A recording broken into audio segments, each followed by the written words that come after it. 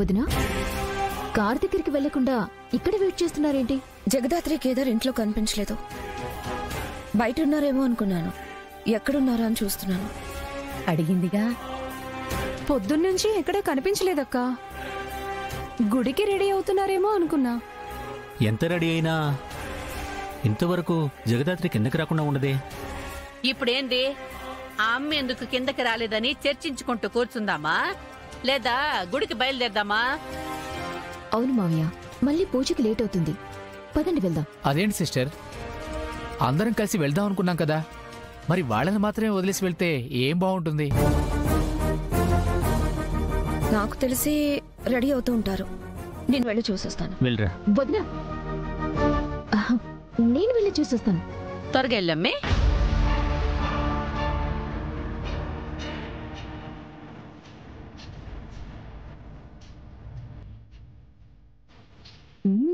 ఆహా, ఇళ్ళకి నేను అనుకున్న ప్లాన్ అనుకున్నట్టు జరుగుతుంది. ఇలానే పడుకుని మధ్యాహ్నం లేవండి, మేము హ్యాపీగా గుడికి వెళ్తాం. ఏంది, ఏం ఇంకా కిందకి రాలేదు? నేను చూసొస్తాబా. వెళ్ళు.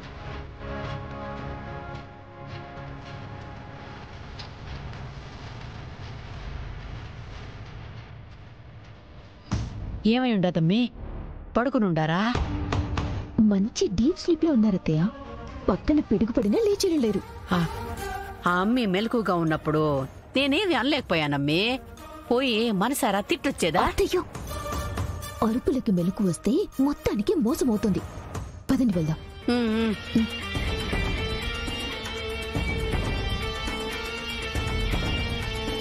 వచ్చారు.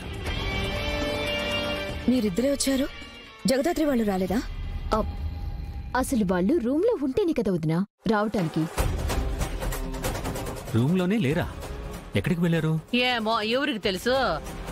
అసలే వాళ్లకున్న పెత్తనాలు ఇంకెవరికి ఉండవు కదా. గుడికి వెళ్తున్నాం అని చెప్పాక ఎక్కడికి వెళ్తారు?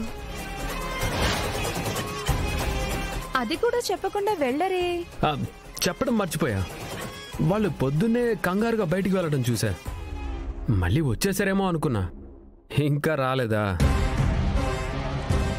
ఎక్కడికి వెళ్తున్నారో ఏమైనా చెప్పారా బామర్ది?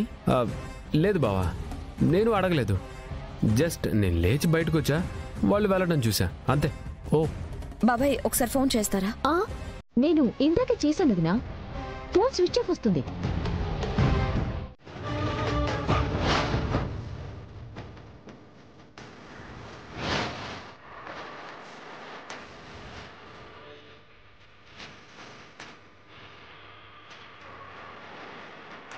అమ్మ కోస్కి, కేదార్, జగదాత్రి.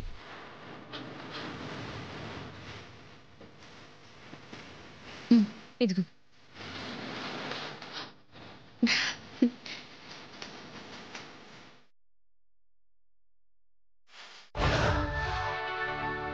ఏందమ్మి నిషి, నేను చూస్తా ఉండేది నిజమేనా?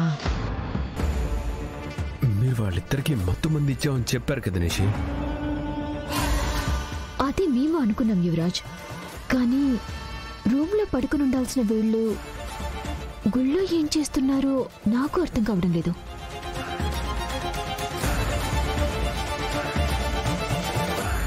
జగదాత్రి, మీరు గుడికి ఎప్పుడొచ్చారు? పొద్దున్నే వచ్చాము వదినా. అందరికంటే ముందు నిద్రలేచి గుడికెందుకు వచ్చారమ్మా? ఎందుకంటారేంటి నాన్న, ఇవాళ మీ పెళ్లి రోజు కదా, అందుకే మీరు పిన్ని ఎప్పటికీ ఇలానే కలిసి సంతోషంగా ఉండాలని పొర్లు దండాలు పెట్టడానికి వచ్చాం.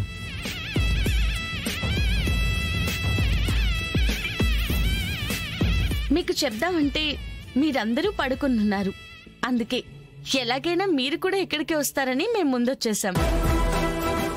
అవునా, మీరు ఎక్కడికి వెళ్లారో అర్థం కాక ఇల్లంతా వెతికి లాస్ట్ కి గుడికి బయలుదేరొచ్చాం. అయ్యో నిషి సిస్టర్, జగదాత్రి సిస్టర్ వాళ్ళు పెళ్లి రోజని చెప్పాక కూడా పట్టించుకోకుండా ఎక్కడికో వెళ్ళిపోయారని దారంతా తిడుతున్నావు కదా. ఇప్పటికైనా జగదాత్రి సిస్టర్ వాళ్ళు ఎక్కడికెళ్లారో ఎందుకెళ్లారో అర్థమైందనుకుంటా. వీళ్ళ ఆతి గురించి తెలియక మాట్లాడిందిలే అల్లుడు. మనిషికి మీ మామ ఇక్కడికి వచ్చేసరికి ఓవర్ యాక్షన్ చేస్తా ఉండారు. కేదార్ మనసారా మీకోసం చేస్తున్న ఈ పనిలో కూడా ఎందుకు తప్పులు వెతుకుతున్నారు అత్తయ్య గారు? ఏంటి మనసారా చేస్తున్నాడా? నిజంగా అంత మనస్ఫూర్తిగా పూజ చేసేవాడైతే, అంత ప్రేమే ఉంటే అందరితో పాటే గుడికొచ్చుండేవాడు కదా. అందరితో వచ్చినప్పుడు పొర్లు దండాలు పెడతామన్నా కూడా ఇలాగే మాట్లాడేవారు కదా నిషి. అందుకే మనం వచ్చేలోపే ఈ పని ముగించేద్దాం అనుకున్నారేమో.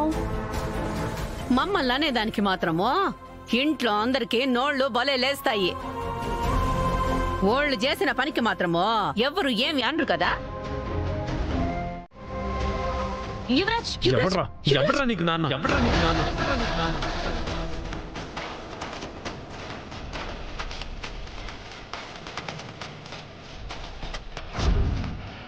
మా నాన్నని నాన్న అంటే నిన్ను చంపేస్తానని చాలాసార్లు చెప్పా. అర్థం కాలేదా? యువరాజ్, కేదార్ చెట్టదులు. యువరాజ్, యువరాజ్ చెప్తుంది నీకే వదులు. యువరాజ్, ఇవాళ నాన్న పిన్నిల పెళ్లి రోజు. ఇవాళ గొడవలు పడాలనుకోవడం లేదు. షర్టు వదులు. ముందు మా నాన్నని నాన్న అని పిలవడం ఆపు.